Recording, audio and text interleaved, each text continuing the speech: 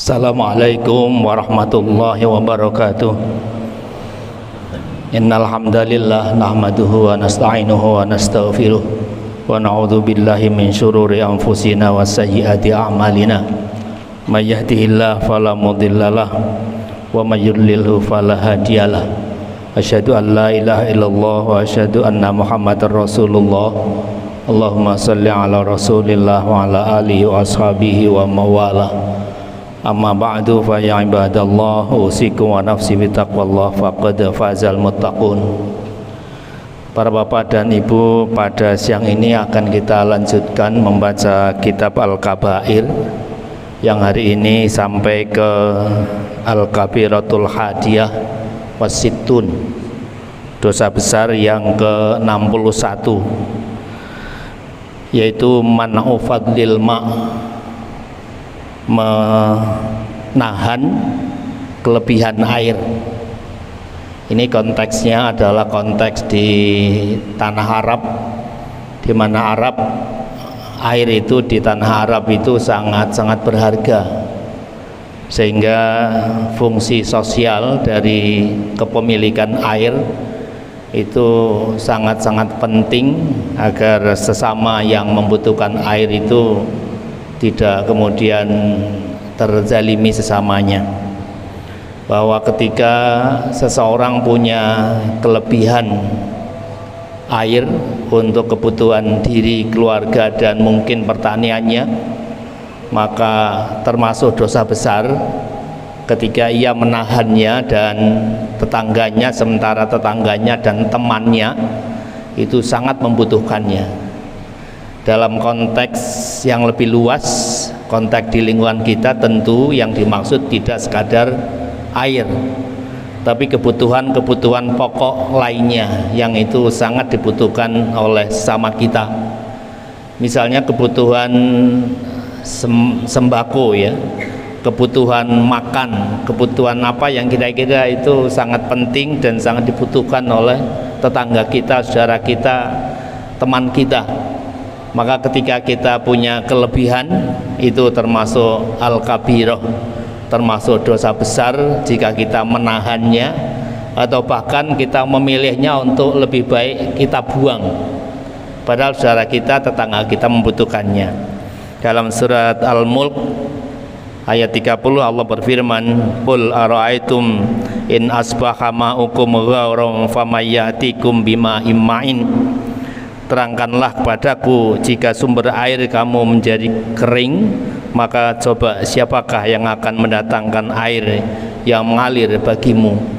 Jadi betapapun kita orang yang cukup, yang bisa mencukupi kebutuhan kita, termasuk kebutuhan air, itu sesungguhnya bukan kitalah yang punya dan yang bisa mencukupi apa yang kita inginkan. Sesungguhnya Allah lah semuanya yang mencukupkan apa yang jadi kebutuhan kita.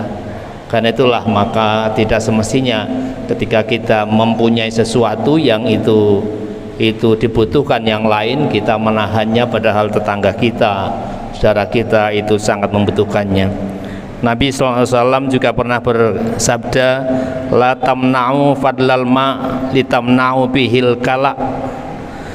Janganlah kalian menahan kelebihan air dengan maksud agar tanaman punya tetangga yang bisa kita tahan airnya itu tidak tumbuh karenanya. Begitu juga di hadis yang lain Rasulullah SAW bersabda, man mana'a fadla ma'ihi wa fadla kal'ihi mana'ahullahu fadlahu yaumal qiyamah.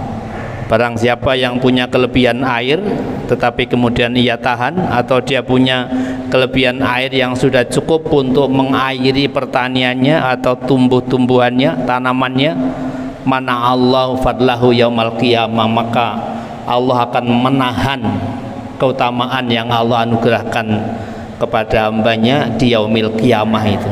Dia tidak akan memperoleh fadlullah, keutamaan Allah Subhanahu wa ta'ala, karena dia menahan air yang sesungguhnya dibutuhkan dan bisa dimanfaatkan oleh sesama kita.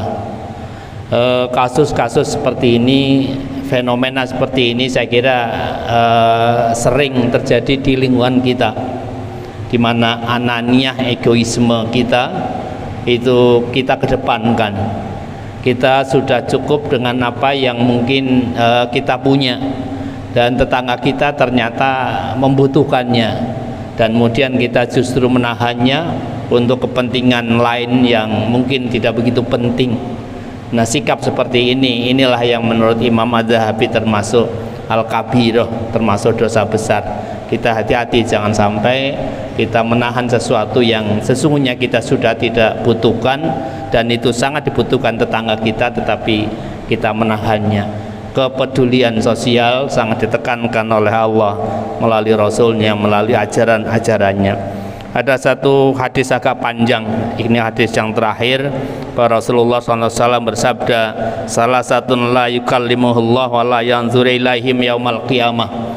Ada 3 kelompok orang yang Allah tidak berkenan berbicara dengan mereka dan tidak berkenan melihat mereka, wala yuzakkihim, dan tidak berkenan membersihkan dosa-dosanya, walahum adzabun alim, bahkan mereka akan memperoleh siksa yang sangat pedih.